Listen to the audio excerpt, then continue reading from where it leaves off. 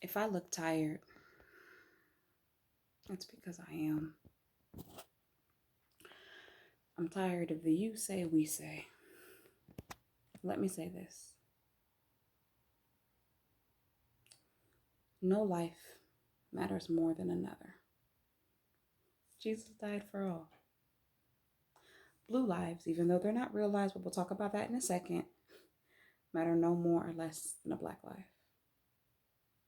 Actually, let's talk about it now. There is no such thing as a blue life. You work a job where your uniform is blue, but you know what you can do with that uniform. You can take it off. Unlike my skin, which was weaponized from the moment I entered this world. Our skin has been weaponized since the moment we entered this country against our will. Too deep. Too deep. Rewind. Since all lives matter and no life matters more than another, it confuses me that the phrase Black Lives Matter is so controversial. What we say is our lives matter. What you hear is that yours don't, but you're hearing through the lens of the oppressor. Don't at me, because that is the only explanation for you to contest the fact that our lives matter.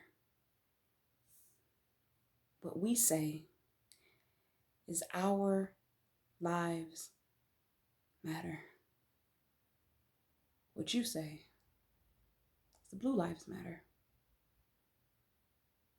What we hear is that their lives matter more than ours. What we see is that our lives hold no value at all. What we say is numerical evidence that we die at a higher rate than any other. What you say is that cops kill more white people than black people. And even if that were true, are you not just as mad as we are?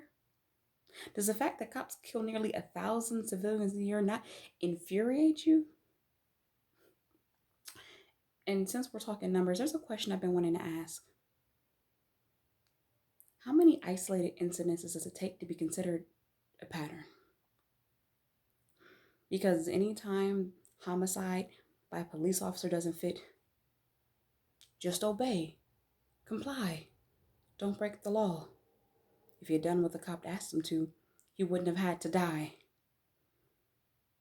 Then you say, okay, maybe the cop wasn't justified in this one, but this is just one instance of excessive force. It's an isolated incident. But you know, we hear you say that a lot.